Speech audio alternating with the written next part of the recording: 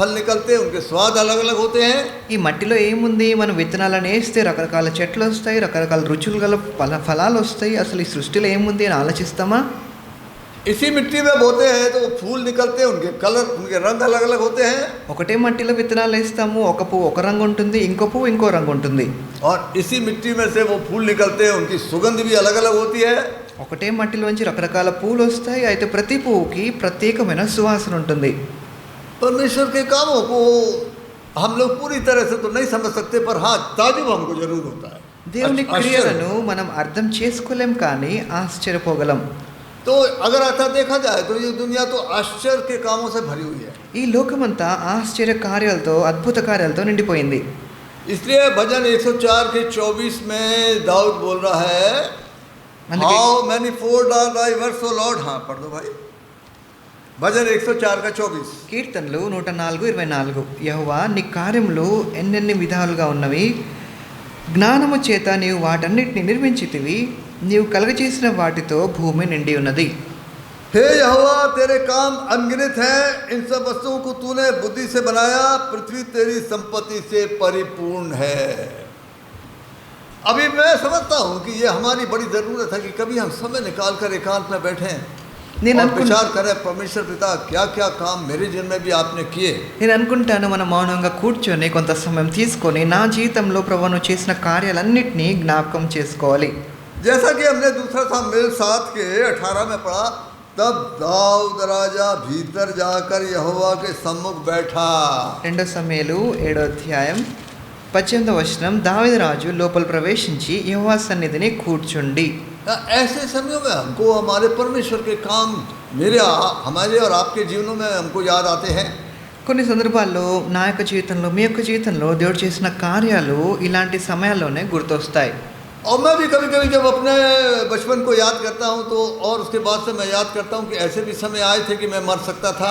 నా బాల్య దినాలన్నింటినీ జ్ఞాపకం చేసుకున్నప్పుడు కొన్ని సందర్భాలు ఉన్నాయి, నేను చావుకు చాలా సమీపంగా వెళ్ళాను.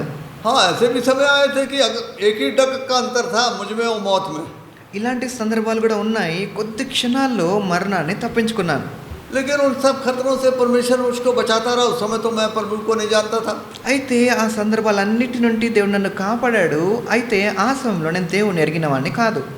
लेकिन परमेश्वर का वचन बताता है कि जब दुनिया नहीं बनी थी उसके पहले से परमेश्वर मुझको और आपको जानता था। అయితే దేవుని వాక్యంలో రాయబడింది, సృష్టించబడక ముందే దేవుడు మిమ్మల్ని నన్ను ఎరిగినవాడు.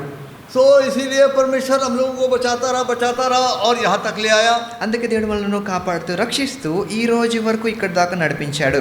ध्यान देने के लिए, परमेश्वर के कामों पर ध्यान देने के लिए तो बहुत कुछ है। దేవుని కార్యాల మీద దృష్టి ఉంచడానికి ఎన్నో కార్యాలు ఉన్నాయి. मेरा आपका जन्म, मेरा आपका पालन पोषण, मेरी आपकी पढ़ाई, मेरे आपका काम, मेरे आपका शादी, मेरे बच्चे, परिवार, सभी सोचने से तो बहुत कुछ है। నా యొక్క జన్మ, నా యొక్క పెరుగుదల, నా యొక్క చదువులు, నా యొక్క పెళ్ళి, నా యొక్క పిల్లలు, వారి యొక్క పెరుగుదల, ఇవన్నిటిని జ్ఞాపకం చేసుకుంటే ఎన్నో క్రియలు ఉన్నాయి. अभी यशायाह के पहले अध्याय में दूसरी आयत में परमेश्वर बोलता, मैंने इन बच्चों को पाला पोसा। యెషయా గ్రంథం 1:2 రాయబడినట్లుగా, నేనే వీరిని పెంచి పెద్ద చేశాను. मैंने इनको पाला पोसा, लेकिन अभी ये मुझको नहीं भूल गए, मुझको नहीं पूछते। నేను పిల్లలను పెంచి గొప్పవారినిగా చేసి తిని వారు నా మీద తిరగబడి ఉన్నారు. और ये भी एक बड़े अफसोस की बात है ना। ఇది కూడా చాలా దుఃఖకరమైన విషయం. यशायाह पहला अध्याय उसका 2 और 3 हम पढ़े। యెషయా గ్రంథం 1:2-3 हे स्वर्ग सुन और हे पृथ्वी कान लगा, क्योंकि यहोवा कहता है, मैंने बाल बच्चों का पालन पोषण किया और उनको बढ़ाया भी, परंतु उन्होंने मुझसे बलवा किया। యెహోవా మాట్లాడుచున్నాడు, ఆకాశమా ఆలకించుము, భూమి చెవియొగ్గుము, నేను పిల్లలను పెంచి గొప్పవారినిగా చేసి తిని వారు నా మీద తిరగబడి ఉన్నారు. बैल तो अपने मालिक को और गधा अपने स्वामी की चरनी को पहचानता है, परंतु इस्राएल मुझे नहीं जानता, मेरी प्रजा विचार नहीं करती। ఎద్దు తన కామందు నెరుగును, గాడిద సొంతవాన్ని దొడ్డి తెలుసుకొనును, ఇశ్రాయేలుకు తెలివి లేదు, నా జనులు యోచింపరు. मैं समझता हूँ इसीलिए मेरे और आपके जीवनों में वर्शिप कम हो गई, प्रशंसा कम हो गई, धन्यवाद कम हो गया, क्योंकि हमने परमेश्वर के प्रेम और हमारे जीवनों में उसके कामों के ऊपर हमने ध्यान नहीं दिया। అందుకే నేను అనుకుంటాను, మీ యొక్క జీవితంలో, నా యొక్క జీవితంలో ఆరాధన తక్కువ అయిపోవడానికి కారణం ఏంటంటే దేవుని యొక్క ప్రేమ, ఆయన క్రియల మీద మనం ధ్యానించట్లేదు. ये तो परमेश्वर के लिए जीना, परमेश्वर के लिए उपासना, परमेश्वर के लिए सेवा करना इससे निकलता है जब हमको मालूम पड़ता कि उसने हमारे लिए क्या किया। అయితే ఆయన్ని ఆరాధించే విధానము, ఆయన కోసం జీవించే విధానంలోనే మనకు అర్థమవుతుంది ఆయన మన కోసం ఏం చేశాడని. अभी पहला यूहन्ना 4:19 में आप पढ़ते हम प्यार करते हैं क्यों? क्योंकि उसने पहले हमसे प्यार किया।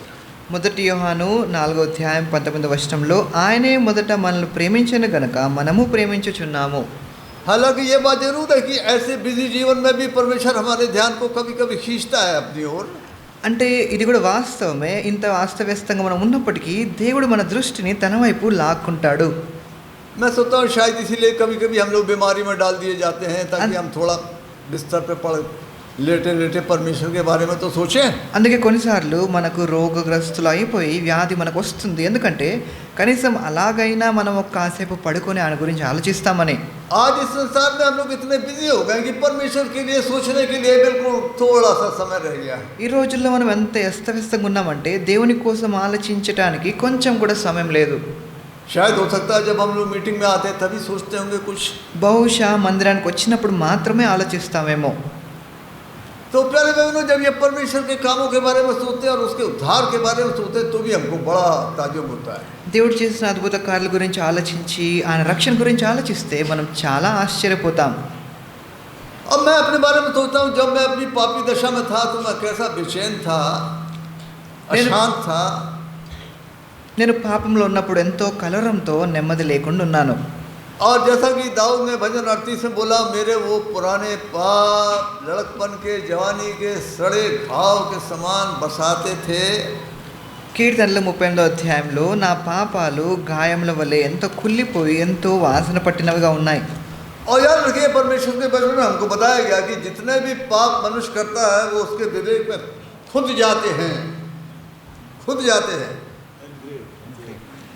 దేవుడు రాస్తున్నాడు, ఎవరైతే పాపం చేస్తారో ఆ పాపము వారి హృదయం మీద అది ఒత్తబడి రాయబడుతుంది, చెక్కబడుతుంది. और उन पापों को मिटा देना या भुला जाना आदमी के बस का काम नहीं। ఆ పాపాలన్నిటినీ మర్చిపోవటము, దాని గురించి జ్ఞాపకం చేసుకోకుండా ఉండటము మానవునికి హద్దులకి మించినది.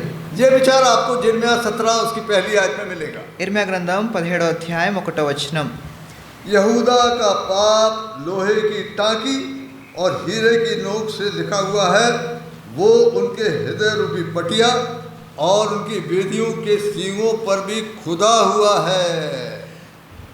2 ఉంది, యూదా పాపము ఇనుప గంటముతో వ్రాయబడి ఉన్నది, అది వజ్రపు మనతో లిఖింపబడి ఉన్నది, అది వారి హృదయముల నడి పల్లికల మీద చెక్కబడి ఉన్నది, మీ బలిపీఠముల కొమ్ముల మీదను చెక్కబడి ఉన్నది. एक पाप जो आदमी करता है और उसके विवेक में खुद जाते हैं तो ये पाप उसको तंग करते रहते हैं सड़े घाव के समान। इसलिए वो उनको मिटाने के लिए या भूल जाने के लिए कुछ धर्म कर्म करते हैं। అయితే తన మనసులో ఈ చెక్కబడిన ఈ తన పాపంలో తన జ్ఞాపకం వచ్చి తన ఎంతో కలవరం చేస్తూ ఉంటాయి.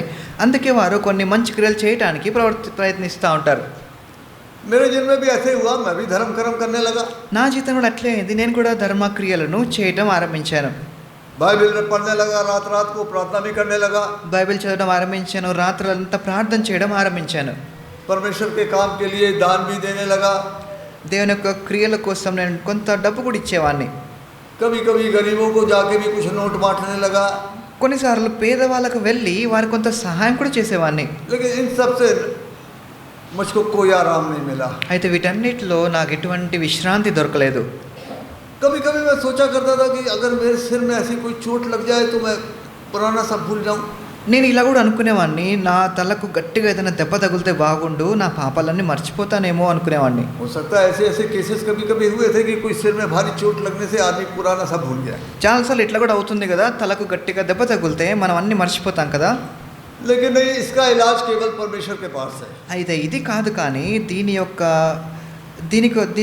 దీని సరి చేయట కేవలం దేవుని దగ్గరే ఉంది. और यही काम करने के लिए परमेश्वर पिता ने मसीह यीशु में आके हमारे लिए बलिदान दिया। ఈ పని చేయడానికి తండ్రైన దేవుడు ప్రభువైన యేసుక్రీస్తు వారిలో వచ్చి మన కోసం ప్రాణాన్ని బలిగా అర్పించారు. और याद रखिए, जब हम उसके पास आए तो पहला काम यही हुआ कि हमारे तमाम पुराने सड़े पाप मिटा दिए गए। ఆయన వచ్చినప్పుడు చేసిన మొదటి కార్యం ఏంటంటే మన కుళ్ళిపోయిన పాపాలన్నింటినీ ఆయన తీసివేశాడు. अभी इब्रानी 9:14 में आप पढ़ेंगे तो आप पढ़ेंगे कि सनातन आत्मा के द्वारा एक बलिदान चढ़ाया, हम पढ़ देंगे उसको। इब्रानी 9:14। ఏప్రిల్ రాసిన పత్రిక 9వ అధ్యాయం 14వ వచనం. तो लिखा है, तो मसीह का लहू जिसने अपने आप को सनातन आत्मा के द्वारा परमेश्वर के सामने निर्दोष चढ़ाया, तुम्हारे विवेक को मरे हुए कामों से क्यों ना शुद्ध करेगा, ताकि तुम जीते परमेश्वर की सेवा करो।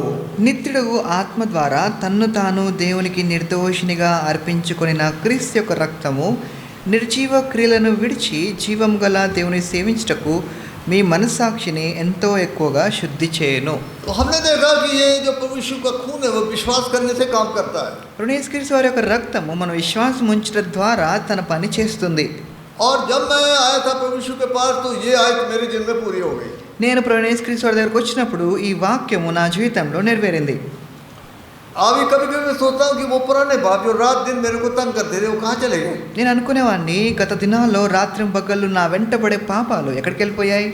अभी आपको मालूम यशायाह पहले अध्याय उसकी 18वीं आयत में परमेश्वर बोलता है कि आओ हम आपस में वाद विवाद करें, तुम्हारे पाप चाहे लाही रंग के भी हों तो हिम की नाई श्वेत हो जाएंगे। అందుకే యెషయా గ్రంథం 1వ అధ్యాయం 18వ వచనం, రండి మన వివాదం తీర్చుకొందుము, మీ పాపములు రక్తం వలె ఎర్రవైనను అవి హిమం వలె తెల్లబడును. बताते हैं अमेरिका में शिकागो नाम का एक बड़ा शहर है। అమెరికాలో చికాగో అనే పెద్ద పట్టణం ఉంది.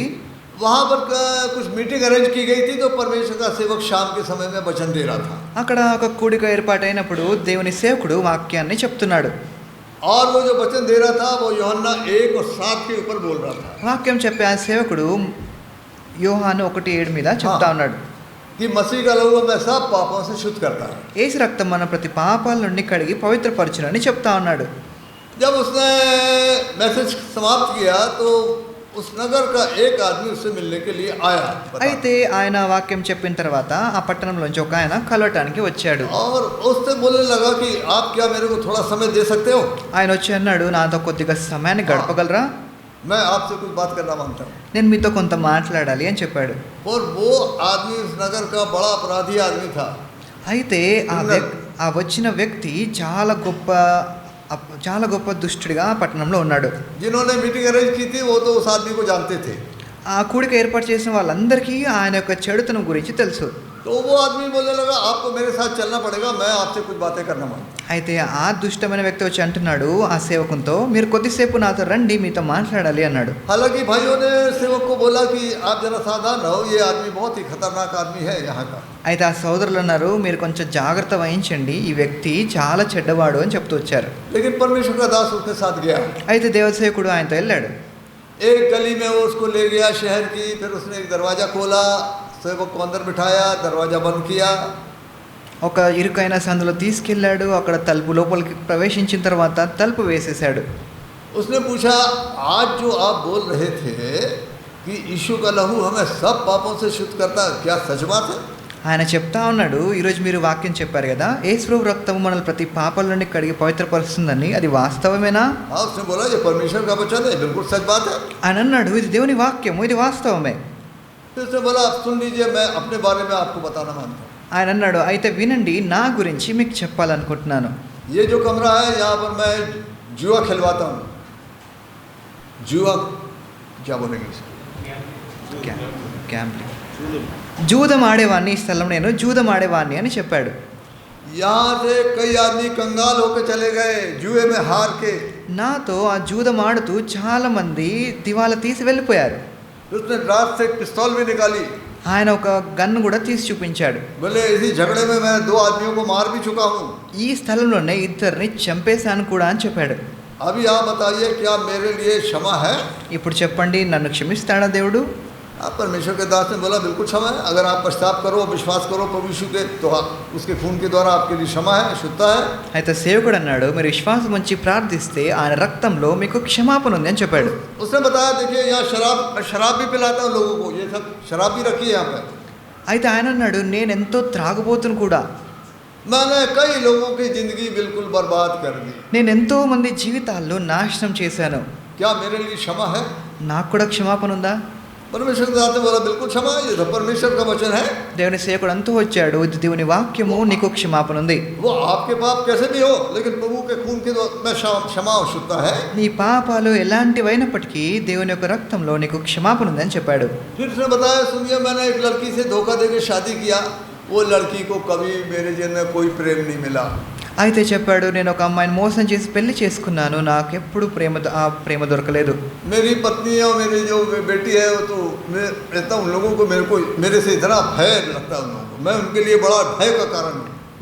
నా భార్యకు, నా కుమార్తెకు నన్ను చూస్తే వాళ్ళకి చాలా భయం వేస్తూ ఉంది.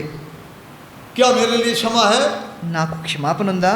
अभी देखिए, परमेश्वर का आत्मा उससे बातें कर रहा था। దేవుని ఆత్మ తనతో మాట్లాడుతూ ఉంది. परमेश्वर के दास ने बताया बिल्कुल क्षमा है, ये परमेश्वर का वचन है, मेरा वचन नहीं है। దేవుని సేవకుడు అన్నాడు, ఖచ్చితంగా క్షమాపణ ఉంది, దేవుని వాక్యం ఇది, నా వాక్యం కాదు. उससे थोड़ी देर बात करने के बाद फिर उसने बोला, अच्छा चलिए मैं आपको थोड़ी देर पहुंचा देता हूँ। అయితే ఆయన కాసేపు తర్వాత అన్నాడు, అయితే పదండి, మిమ్మల్ని వదిలేసి వస్తాను. और ये सच्ची घटना है यार, नहीं कहानी नहीं है। ఇది వాస్తవమైంది, అబద్ధం కాదు. और वो उसको परमेश्वर के दास को ले गया, थोड़ी दूर तक जाके उसको छोड़ा, वापस आया।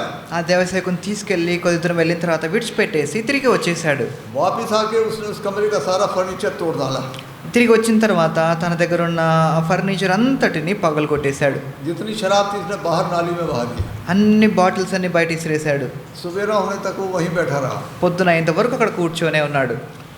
और जब सवेरा हुआ तो वो अपने घर गया। పొద్దున అయిన తర్వాత ఇంటికి వెళ్ళాడు. घर में जाके अपने कमरे में बैठा। ఇంటికి వెళ్ళి తన గదిలో కూర్చున్నాడు.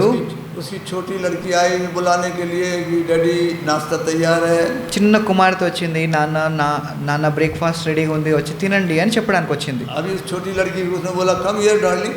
అయితే చిన్న అమ్మాయిని పిలిచాడు, అమ్మాయి ట్రా అని పిలిచాడు.